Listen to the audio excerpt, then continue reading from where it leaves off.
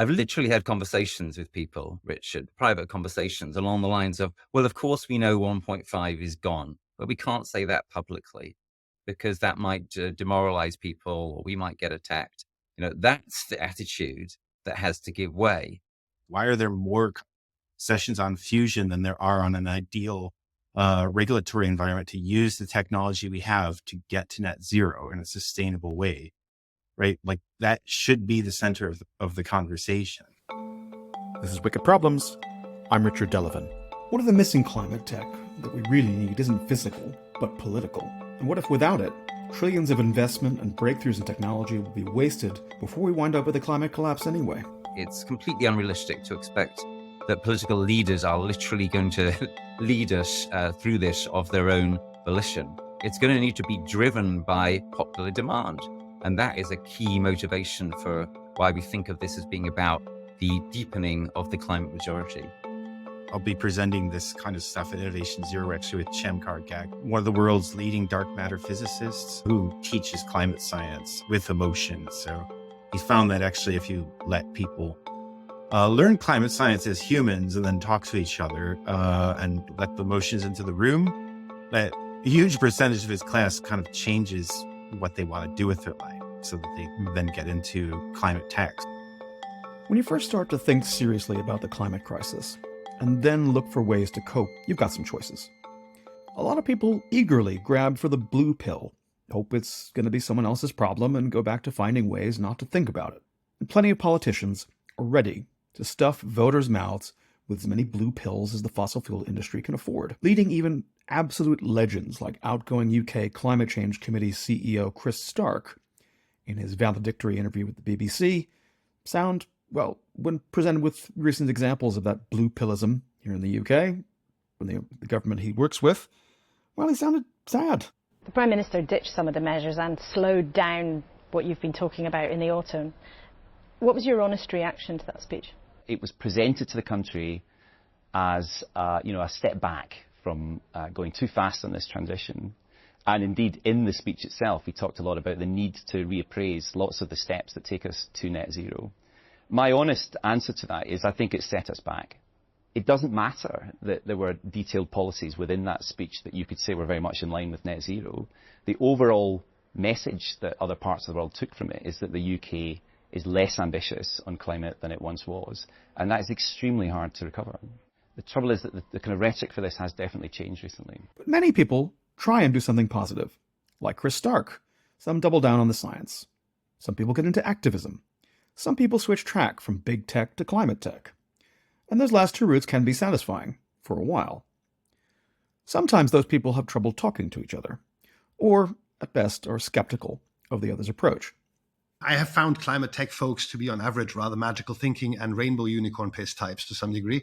Rainbow unicorn piss being the magical fuel that will drive all of green industrialization. That was Tajio Mueller on the show earlier this year. He saw both routes as being dead ends unless they lead you to his position, just collapse or prepping together. Before talking to Tajio, I thought that sounded like giving in to despair. Until he told me the story of his friend who, having seen a teenager shot in front of him in Stockholm, and thinking we're going to see a lot more of that kind of bad stuff as things fall apart, basically learned field medicine and taught others how to triage a gunshot wound.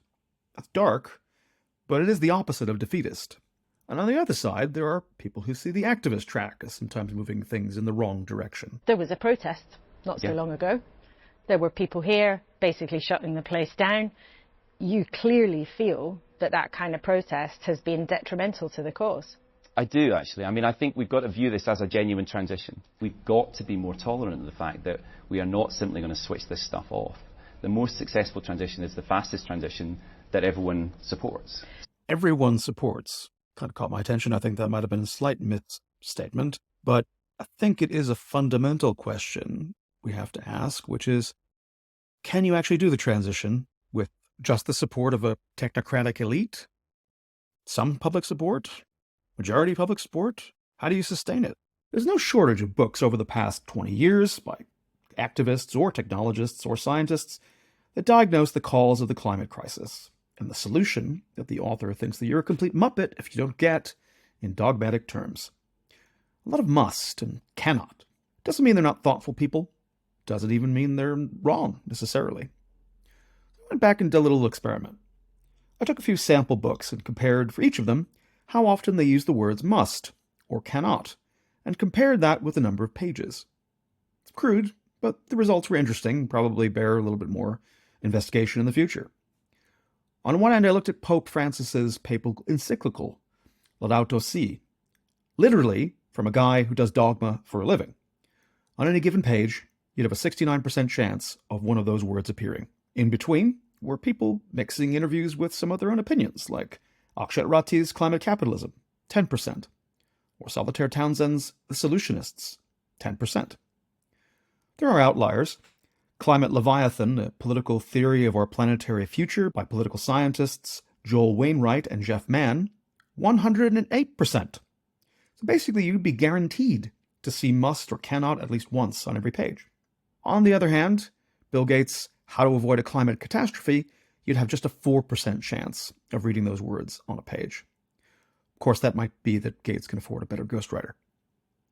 So when I read The Climate Majority Project, the book written by co-founders of a new organization with the same name, led by social scientist Liam Kavanagh and political strategist Rupert Read, at one time the public face of Extinction Rebellion, I expected it to be more like Climate Leviathan and less like Solitaire Townsend's Solutionists. In fact, it clocked in at about 30%, which, given it's a call to political organizing and action, confirmed what I felt reading it.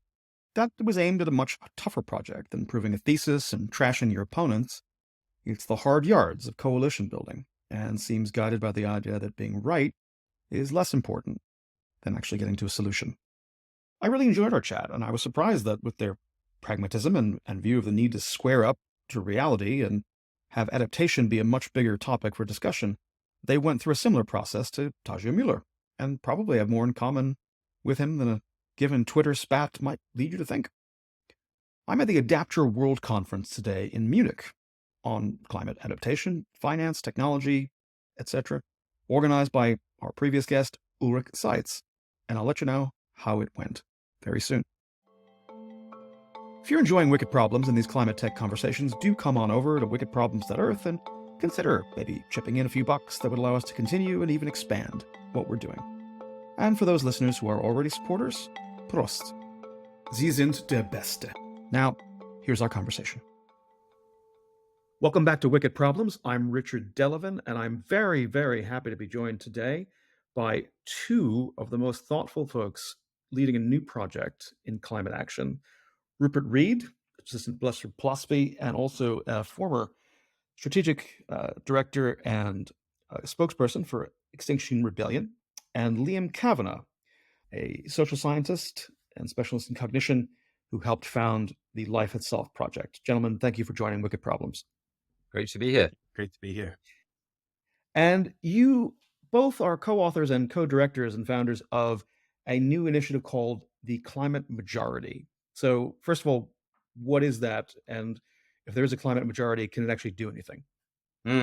So we think there clearly is a climate majority. Polls are very clear that the majority are now concerned.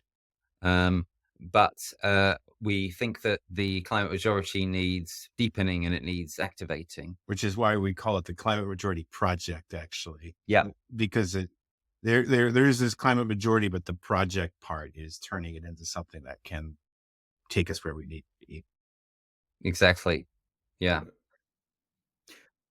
And so, I mean, I guess there, with a lot of things, there can appear to be a majority support. And I know that I've seen Rupert in other presentations, you show some polling data from Ipsos Mori, showing wide majorities of the UK public in favor, are concerned about climate, and indeed, in some cases, would be willing to potentially risk economic growth in order to be able to, kind of commit to climate actions.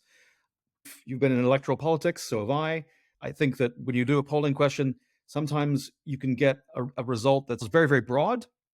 What is it an issue on which people actually will decide to vote? So is it deep? Are they committed? Exactly. So I guess, is that part of what this project is for, and how are you going to achieve that? Yeah, absolutely. So as Liam says, that is integral to the point of the project. One way of understanding our aim, this is not a short-termist venture. We don't think there is any shortcut to getting where we need to be. There's no techno shortcut. We'll come back to that probably on this podcast, I'm sure. There's no electoral shortcut. There's no shortcut through nonviolent direct action. Whatever we do, and we need to do a whole slew of things, it's going to take time. It's going to be gradual. Frankly, it's going to be painful. It's going to be a bit like perhaps as depicted by Stephen Markley in a book that you and I both admire, The Deluge, extraordinary, broadly utopian sci-fi novel that's just recently come out.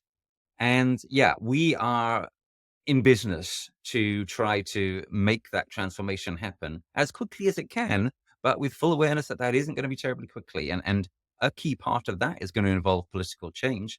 But what we think is that it's completely unrealistic to expect that political leaders are literally going to lead us through this of their own volition. It's going to need to be driven by popular demand. And that is a key motivation for why we think of this as being about the deepening of the climate majority. Yeah, and catalyzing a deepening that's kind of already underway, right? The other idea is that basically this is a trend that you can then catalyze, right? And knowing that you're part of this trend actually helps to catalyze it. So if people realize that, yeah, I'm actually part of an emerging climate majority, a movement that's already starting, there's a point of self-consciousness or collective consciousness that this movement has, that itself helps to push it forward. So that's a big part of what we do in many ways. Right. And I want to come back to that because I think that there's a lot of interesting things around how majorities become aware, whether, I mean, there's going back 200 years in terms of the social science on this about whether or not consciousness can be shared, if it's a false consciousness, how do you actually have other forces that are trying to, change, put their fingers on the scale, change some of those outcomes. But I want to come back to you, Rupert, for a moment. I mean, I think for a lot of people listening to this podcast, they probably have heard your name, but they're not sure why. In the sense that you are on telly and radio quite a lot. Our noted commentator in The Guardian, other places over the years. But you also, I think, perhaps became most noted for your involvement with Extinction Rebellion, which you then decided, if I understand correctly, because of decisions that they were making on tactics, decided to leave and kind of moved in the direction that led you to this project. Can you just shed some light maybe on, for the benefit of the audience, but why you decided to move from something that people identify as one of the big kind of name brands, as it were, in climate activism to this? Yeah, well, so I had 2 years inside XR and they were tremendous years. We really achieved something. We forced a national conversation in the UK, to some extent around the world. We changed climate consciousness, and that's great. But it became clear to me and to a lot of other people in XR that XR appeared to have reached a bit of a ceiling, really. In retrospect, one can, I think, date that moment to October 2019, when in the second British Extinction Rebellion, the largest ever, there was the infamous incident at Canning Town of some rebels stopping a tube train. And that was, if there was one moment where the fortunes of XR can be marked as having reached a kind of plateau and started to go downhill, I think that was it. Anyway, I noticed that quite a lot of people, by no means just myself, quite a lot of people in XR were starting to move on and starting to create typically more moderate, more mainstream, more mainstreaming movements, organizations, activities, etc. The big exception, of course, being Roger Hallam, who went off to go more radical than now with Insulate Britain and then Just Stop Oil. But I noticed that there were these climate hubs developing, climate emergency centers. There was community climate action. There was Lawyers for Net Zero. There was Wildcard. There was MP Watch. I could list a number of other quite creative, novel initiatives of people who had been in the XR space, deciding to really try something new. And so I started to reflect on that and started to write about it. And it became clear to me, partly through conversations with Adam Woodhull, who now runs Lawyers for Net Zero, which has been renamed General Council Sustainability Leaders. They're trying to organize senior corporate lawyers for climate action, very much not your usual suspects. It became clear to me that what we did indeed need was a new moderate flank what we now call the climate majority, what we seek to mobilize through the project, that you are never going to get the majority of people getting behind the kind of thing that XR was doing, and that there was no way we were going to succeed without the majority behind it. Therefore, there had to be this mainstreaming strategy, and that's what we're doing. Right. Because the XR's kind of theory of change was that you need this 3.5% of the population, and based on some slightly contested social sciences studies about kind of how you move populations. I noticed the same study gets quoted. I'm unusually here in the States this week for reasons that won't bother people with, but I have spent enough time here, even over the last 20 years since moving abroad, that that 3% also happens to be on a patch of people who did a lot of stuff on January 6th at the U.S. Capitol. So there's a lot of folks on different ends of the political spectrum, on all ends of the political spectrum, who take that 3% or 3.5% piece to be some kind of magic number. But you kind of moved in a direction where there is a presumption, and again, I'm going to quote maybe a line from the book, because again, if people haven't had a chance, available in all good bookstores, the Climate Majority Project book, I very much recommend it. But one of the things you assert is that understanding that widespread popular cooperation to halt global overheating is needed will, in this environment, become more and more like common sense. And the worsening climate situation is pushing us towards a social tipping point in climate awareness and action. And while that felt true in even perhaps before that tipping point, that climax in 2019, it feels like since then there has been a change. We saw in boardrooms, we saw in BP, we saw in Exxon, we've seen the leaked recordings and kind of documents that suggested they were really scared of XR. They were scared of Greta. They were scared of the Sunrise Movement. But that has since kind of abated to some extent, as people who, from a different political persuasion, have kind of come back out fighting, as is the fossil fuel industry. Yeah. So why are the statements that you make in the book kind of self-evident if the idea that the worsening data on the climate, which is getting more dire every week, and listeners to this podcast will know we've covered in various episodes how the data has changed, and how 1.5 is increasingly out of reach. But why does the knowledge of that then therefore somehow lead to people doing something differently than they have before? So you've drawn attention, I think, to the rise of the populist hard right. Now, the climate majority, it's mostly, if you will, below the radar, but it's very much there and mobilizable. That's what, for example, some of the polling data that our collaborator People Get Real has done, has revealed, has shown. It's what some of our own audience research has shown. What is needed is for the climate majority to find its voice. Liam, do you want to elaborate on that? Because it's very much your thing. Yeah.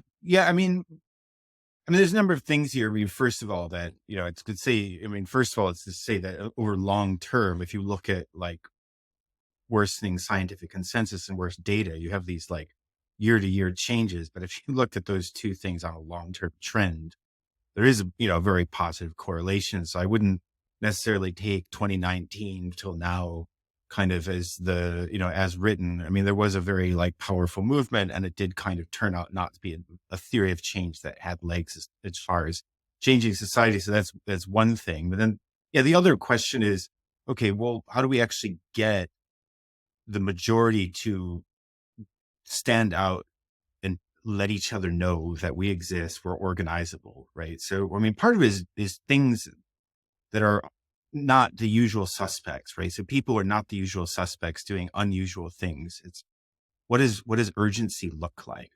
We're getting large numbers of people to do things that show an amount of urgency that is not usual by people that are not usual, right? Because what people get motivated by is people like them doing stuff that they wouldn't normally do, right? So because people need to know essentially on climate, I'm not alone, right? The system is screwed, and everybody else knows that it's screwed as well. And what does actually knowing it's screwed look like? You have to then ask, and what you can talk about it all you want, but when you start to see it, then that's different, right? So, the question is, how do we plan actions that are large enough, get enough attention and involve enough people of a different kind of political persuasion than normal that send the signal, a new signal, okay, climate action by the mainstream is now kind of reached a new level, right? There's basically, some people use a phase shift. You can just call it a dam bursting as well. I mean, so another thing to point out is that there's pressure building up, and then social change tends to happen all at once. XR was another argument is that XR was an example of increased pressure. People were noticing in the middle of the last decade that the weather was getting worse. Lots of people were talking about it. Then finally, enough of those people organized something that got on television, and everybody felt a lot less alone because they actually saw XR, and there was this Overton window change, right? The strategy didn't turn out to work for many reasons. I mean, the 3.5 number is not realistic. That's drawn from the Arab Spring data. Those people represented like 60-70% of the population. Yeah, that's absolutely key, right? And Erica Chenoweth herself says this now, that you need at least like 25% to be active if you're going to get actual social transformation. And that's what we're aiming for. So in terms of the fossil fuel companies and the other corporates who you spoke of, Richard, as sort of breathing a bit of a sigh of relief that the pressure on them has dropped somewhat. Well, we want to, if you will, make them wake up and make them scared, perhaps, make them pay attention in a whole different way by having such huge numbers of people who are making change and demanding change, that this is undeniable and can't be pigeonholed as just, a group of radical activists or what have you. Mm-hmm. Well, let's come to the theory of change, but I mean, because I think that it's the great kind of nut of the whole book, and I think encapsulates the thinking. Both of you worked on it. It has 4 strands. It starts out with essentially telling the truth more accurately, I suppose. So why is that important? And you talk in the book about things like something like soft denial. So what is that, and what does it mean to tell the truth more than people have been right now? Well, of course, there has been a wonderful shift since about 2018 in terms of a much greater degree of truth-telling entering into public debate through Greta, through XR, through David Attenborough, and so forth. And the way we see it, the truth is something which is an enormous power for liberation and mobilization on a very, very wide basis. It's not something which you can keep as the property of scientists or activists or people in NGOs or in the movement. I've literally had conversations with people, Richard, where those people said things, private conversations along the lines of, well, of course we know 1.5 is gone, but we can't say that publicly because that might demoralize people or we might get attacked. That's the attitude that has to give way. And we strongly believe that in the right context, telling the difficult truth is enormously powerful. Tell us about the context, Liam. Yeah. I mean, I think the way to introduce the 4 strands in some ways, like, well, what do we hear about not telling about how we should tell the truth? Well, we can't talk about the whole truth because we're just going to depress people. Right. And this is as a social scientist, basically I'm used to non-replicable results and people not really thinking things through, how generalizable things are. And, what I look at is like, well, what did you do in those experiments that you're quoting? Well, it's basically like isolated people getting a message about how bad things are. And then we kind of, you look at how this moves their behavior. Well, social context is all important, right? The whole takeaway message of social psychology is that the context that a person operates in determines their behavior. The Milgram studies, Stanford prison experiments, I won't go into explaining that, but a lot of your viewers, smart people, probably heard of it before. So how do you create the context in which people hearing the truth turns into inspired action, right? So that's the question you should be asking. If someone had this kind of message coming in, wow, everything is so bad, and there's a movement you can join, there's something you can do, and you'll be part of something much larger, like a climate mobilization, right? That's, sort of, there's an invasion, we have a fearsome enemy, we're going to do something about it. Millions of people have the same idea. There's a plan. You can be part of it, right? Then people don't kind of hide into their bed or just get depressed. They do something. So the question has to be, how do you create that context, not just give people a message that makes them feel better, right? So, I mean, that's really, the basic. So the 4 strands are about, well, how do you create that context, particularly with a distributed movement? Yeah. So the idea then that the 4 strands are, we can now say, first strand, truthfulness, telling it like it is. Second strand, handling that difficult truth together, doing shared, work, dealing with our climate distress, etc. Third strand, pragmatic ways of taking action together in wherever the places are that we have actual or potential power or voice. So we place a special stress on workplaces, businesses, also communities where people actually live.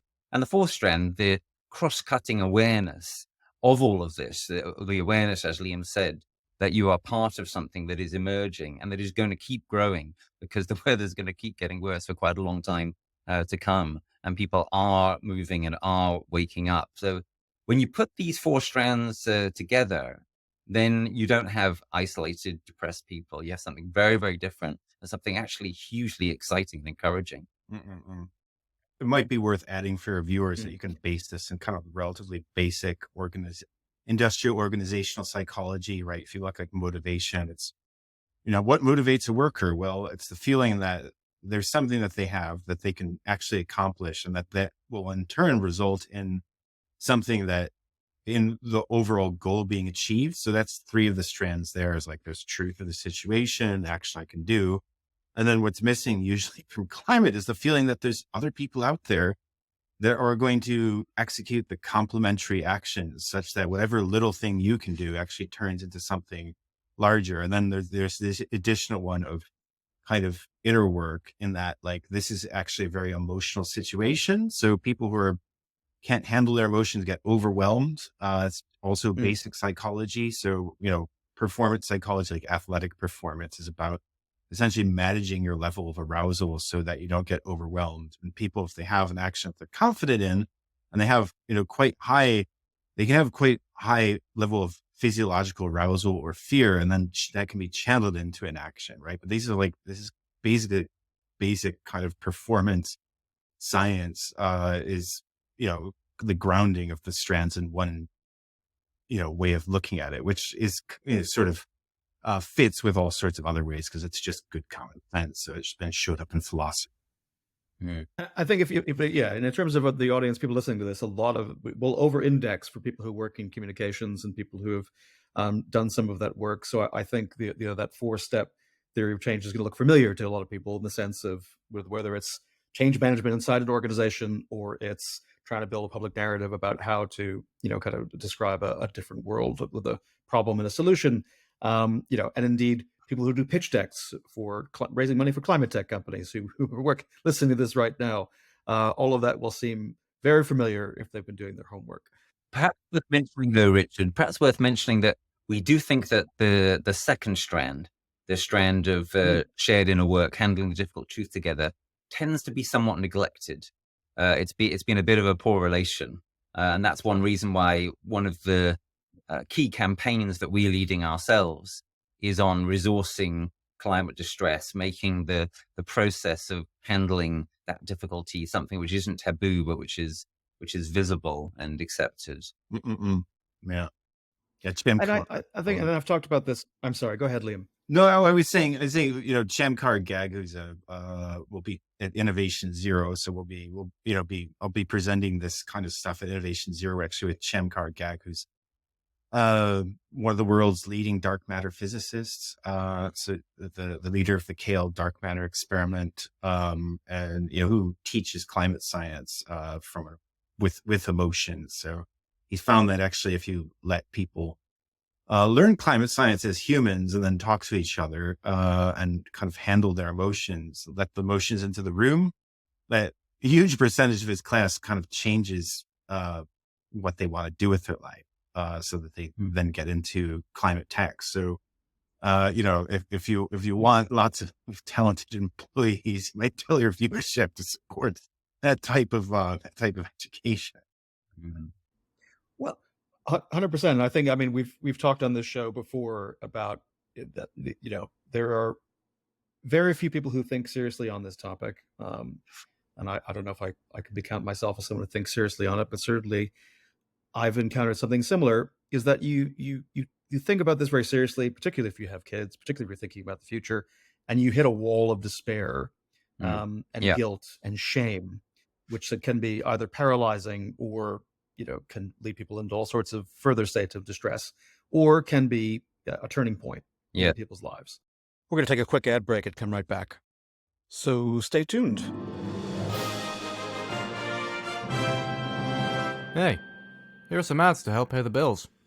If you'd prefer a version without ads, subscribe to our member feed at wickedproblems.earth. A monthly subscription is cheaper than buying us a pint. Yes. And I think so I think you're right to put the emphasis that you do, and I think it deserves more. And I think so thank you for doing that, and thank you for positioning it in that way. I guess one of the other things that you talk about in this, staying with this theory of change of the different strands for a moment, is in terms of these, kind of communities of awareness, so the tangible pragmatic actions, because it's something that feels a little bit different in the way you describe this than I've heard it described other places, but I want to understand it better, in that you spend some time in the first strand talking about, as you've already mentioned here, that there's a open secret that 1.5 degrees, the kind of acceptable limit in the Paris Agreement terminology, is now just being demolished by the data. Even though, whenever I talk to someone on the record, they say, "Whoa, we don't know yet. Whoa, Copernicus, it's just 1 year of data. We have to wait. We don't really know. We wait for 5 years and see how it works out." And like, that's a deeply unsatisfying answer. If you want to raise someone's climate distress, that's a great way of doing it. So you talk about the tangible actions, and one of the things you focus on is adaptation being a way in for people in ways that simply talking about waiting for government to do something, pass a stronger version of the IRA here in America, or the Net Zero Act in the UK, that there are ways of making people feel, importantly, more involved, more empowered, and that might have interesting effects. So maybe talk about that aspect of it, the tangible actions. Yeah, well, I'm delighted you asked about that, because that is an increasing focus of our work. We talk about it in the Climate Majority Project book, but we're going to be talking about it a lot more over the next year or two. I'm going to be launching for us a campaign called Strategic Adaptation for Emergency Resilience, which nicely abbreviates to SAFER, which is what the right kind of adaptation, properly undertaken and resourced, will make us. And the key thing about adaptation, which you've already alluded to, the absolutely key thing, which we think that people haven't fully realized yet, is that when you start to get serious about adaptation, when you talk about it, when you start doing it, when people actually see other people doing it, or when they do it themselves, it makes the thing real, right? Whereas greenhouse gases, what are they to most people? 2050, that's a lifetime away. A colorless, odorless substance which does all this damage, gosh, it's all terribly abstract. Actual work on a river and its course, or on what you're going to do to your food system because you're aware of the climate disasters that are coming, and that the worst shocks that are coming.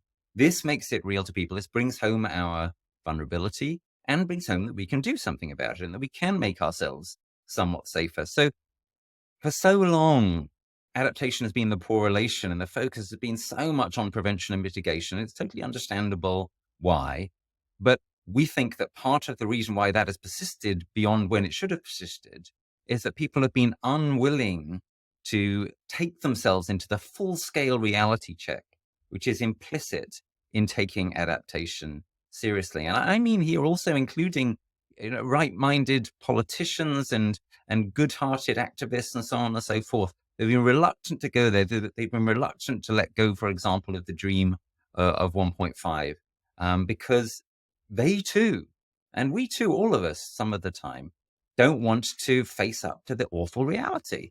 And that's, of course, soft denial, which is incredibly widespread. We've probably all got some of it some of the time. So we think the incredible power, the strategic power of strategic and transformative adaptation is that it lances that boil and takes you into the new reality.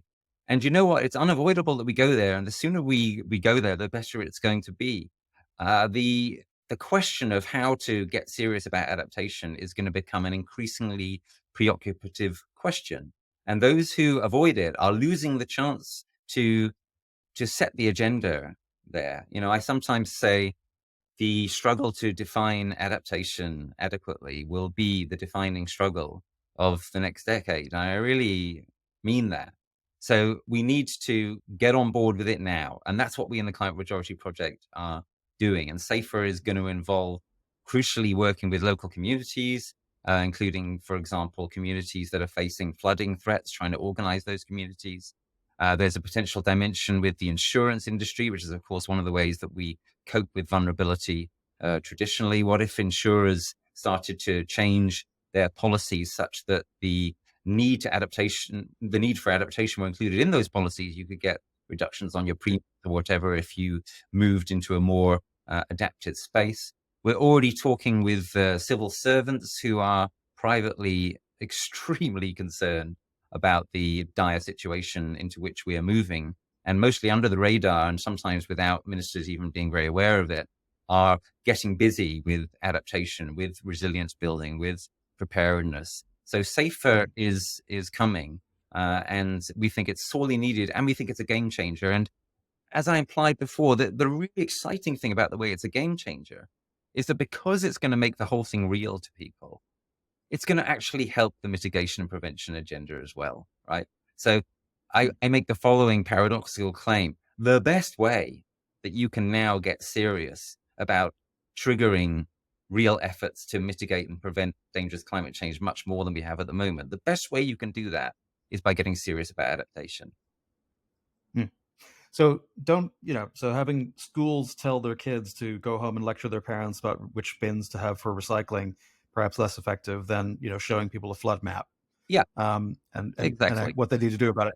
I mean, because I guess that you've already kind of answered the question, but I'm going to ask it anyway. I mean, one of the resistance to discussing adaptation in the past has traditionally been thought of as being it's going to deter mitigation efforts, and that it might steer funding where it otherwise might be usefully employed in other areas. To a global justice aspect of it, where it's been convenient for the United States and other oil states to be able to say, well, we can't really, because of it really will disproportionately affect frontline states in the global South, and that's where we can't really be talking about that at this point. Whereas some people read that as being the real agenda is, how much is this going to cost, and how long will I have to pay as a taxpayer in the United States or the United Kingdom for a seawall in somewhere in West Africa, and why on earth am I going to tell my voters that they have to pay for that? So how do you answer the concerns that people might have that a shift to adaptation and discussing it more openly will potentially have these unintended consequences of making people more concerned with how do I protect my community as opposed to being concerned about the broader climate issue? So firstly, people should, of course, be concerned with how to protect their community, and there's nothing wrong with that. And one of the things we like to do in the Climate Majority Project is to say that loud and proud, because sometimes you get sort of progressivist voices who kind of make it sound as if it's a kind of bad and evil thing if you're trying to look after yourselves. So let's sort of dispose of that one. But look, I take the point of the questions, and of course, you're absolutely right. These are the kind of reasons why adaptation has been a poor relation. So let's talk about climate justice for a moment. Let's talk about global justice. What we say is there is never going to be sufficient money for adaptation, let alone for loss and damage, until we acknowledge, for example, that 1.5 is dead and buried, right? As long as people can carry on playing the game of saying, oh, we can still do it, we can still manage it, then they're gonna say that mitigation and prevention takes center stage, and nothing else should be allowed to interfere with it.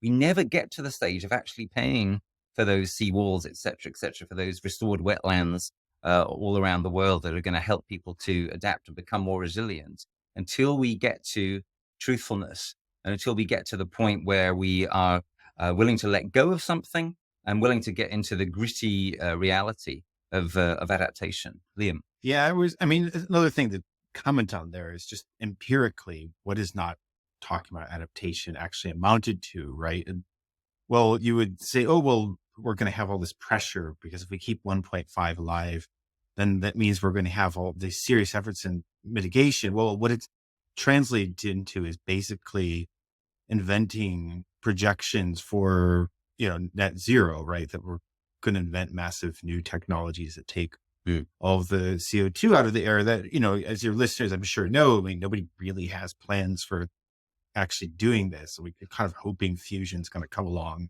and create enough, excess energy that can power these things. So, that's in it, it's betting on that, right? And that's not, or something along this nature or something, but basically there's no consensus that we all agree on where we can actually draw a plan out how we're actually going to accomplish net zero. I mean, many climate scientists call it net zero the new greenwashing, right? But particularly like James Hansen. It's not a historically a good thing to be on the wrong side of James Hansen's opinion, right? And that's basically where we're betting on with kind of net zero stuff at this point. And another point to make there is just that we do need to appeal beyond the progressive subculture. And, look, most people are a little bit more pragmatic, like the progressive subculture that dominates the climate movement tends to be concerned about universal moral goods, right? Sort of, universal moral rules and looking after everybody's welfare. And a lot of other people just openly tell you in focus interviews, they won't say this on Twitter or out loud, but they'll say, I don't really care what happens to people around, the rest of the world. I mean, people will tell you this. If you look at the behavior, that's exactly what it says. So if you want to get people involved in climate action, thinking about it, then maybe think about, marketing the whole issue to them that way, because it's going to get them actually wrapping their head around it actively if they're thinking about the future. There's also an enlightened self-interest case, though, it's worth adding, right? So in relation to why should we fund adaptation in faraway countries of which we know little, there's an enlightened self-interest case in, for example, the prevention of even more mass migration and climate refugees than there are already going to be. So the case can work on multiple levels. Exactly. We don't make enough enlightened self-interest cases. It's kind of universal moral obligation cases, only. And I think outside of the progressive bubble, if you like, and one of the reasons that we're a little bit different here on this show is that, again, we started and our roots are in kind of very different traditions and coming from this from a technology question perspective. And I think when you talk about there being enlightened self-interests, one of the things that, again, you, in line with most people, I think, coming, from this particular background to coming to this project, talk about technology as being something that we need to be wary of as being perhaps too much of a panacea, that we don't have to change anything else as long as we get a new toy, we get something that sucks carbon out of the air. It's a deus ex machina. Solitaire Townsend, I don't know if you know her, refers this to as the Iron Man narrative. Where Tony Stark invents something and that just fixes everything, and hooray. And that's, there are a lot of people for whom that Iron Man narrative who listen to this show, and I would probably be someone that like, that's cool, actually. Why should we should definitely have some of that. But we're not going to sell it to people if it's not better and cheaper somehow. But I think you guys deal with this, I think, a lot in your book. As you're going to be speaking Innovation Zero, I imagine you might get this question a lot of people saying, why are you guys not more bullish on the prospects of technology in being a bigger part of the mix when it comes to building this majority? Well, it's more like, what are we emphasizing that's different, that's not already emphasized, right? So, I mean, it's not that new technology isn't great, but I mean, if you just look at like System IQ's reports, right, the systemic Right. I mean, so yeah, I mean, the invention of electric cars or the perfection of it, the battery technology that's coming down the pipe, particularly if you can figure out how to make it with fewer rare earth elements, is of course really promising. And, we're in order to even roll that out at scale, there's one few things that we're saying here. One is that the technology industry should probably get a lot more active in trying to create the markets we need, right? So the technology industry is, there's good things happening. However, it's the idea, the market fundamentalism that's beneath that says markets are going to do everything by themselves, which is the most dangerous. And right now, the technology industry is being looked at to perpetuate that, right? So the problem is that, like, it's not that we can't invent ways of heating materials that are green, right? But if you look at, for example, that's about 40% of emissions. Nobody really thinks that in the near term that we're going to have cost competitive. Right? Okay, there's the entrepreneurs who are working on these solutions who probably think this, but if you look at independent analysts, there's very few who think that we're going to have cost competitive industrial heating methods, cost competitive with fossil fuels, right? So hydrogen could do this, but it could be more expensive, right? So it's not that we're going to get these things passed around. That's usually the way that people sort of avoid the subject. Well, but we're never going to get those passed. Sure. Mm-hmm.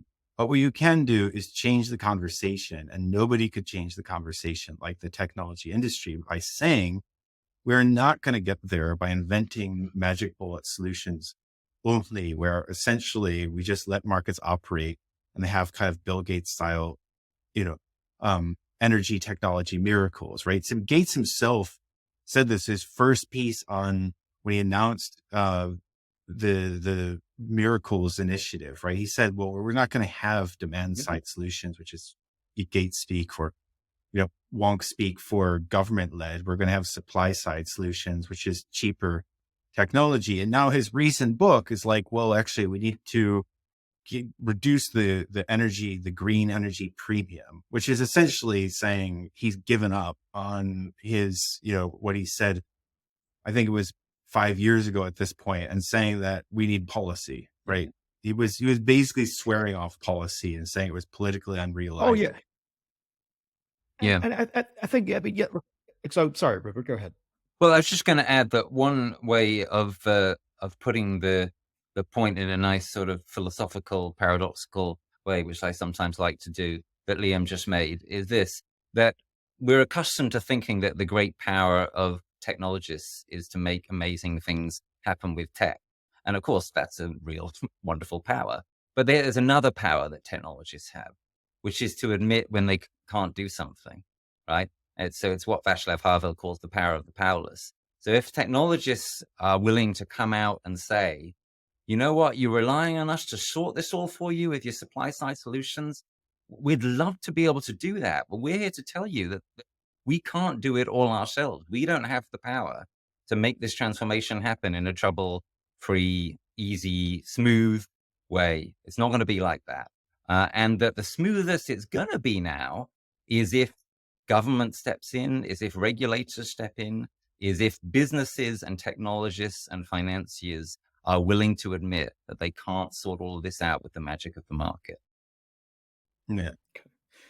Well, I mean, I would love to be able to spend hours diving into all of these things, and I hope at some point we get the chance to do that over a glass of wine or something. But at the meantime, I'm conscious of time, and we kept you. We promised not to keep you all day. So one question I think, just to sum up this kind of discussion, is important to me, is let's say for a minute that perhaps someone that Liam's going to be speaking to at Innovation Zero hears all reads the book. They sell their startup to Bill Gates or to Microsoft or someone else. And they go on an ayahuasca retreat and they have an experience that leads them to decide that billion after tax that they've got in their account, they're now going to decide to spend that on climate action, because that's what they've decided they want to spend the rest of their resources and their life on. So they have got 5 choices. They could fund climate litigation to get more results like the ECHR result that we had in Europe, which might lead to other things. And we're hoping to speak to the dean of the Vermont Law School about a piece of legislation that's going through in Vermont that's going to make headlines worldwide pretty soon. 2, they could become an LP in a climate venture capital fund like 2150 or Pale Blue Dot or something like that. 3, they could fund XR or Just Stop Oil, or pick your movement. Or D, 4, they could fund the Climate Majority Project. Or wildcard number 5, they could quietly ask Tajio Muller which just collapse or prepping together initiatives that they think that money could be better spent on. So of the 5, what's your case you're going to make to that billionaire about why they should be giving either all or the lion's share of money to Climate Majority Project as opposed to some other initiative? Well, go. What a lovely question. We could spend all day just on that question. The first thing I'd like to say is I think it's a great question, particularly because people should be thinking about what to do with their money. I mean, anyone with £1,000 or £1 million or £100 million to spare, and there are a lot of such people who have some money to spare. They should be thinking now what to do with it in a serious kind of way, and just the kind of way that you laid out. I would say one reason for thinking that the kinds of projects that we support, the kinds of organizations that we incubate, the kind of campaigns that we run are worth taking very seriously when trying to ask oneself this question, is that we are somewhat less visible, but we have enormous, as yet not at all fully tapped potentiality to affect transformation.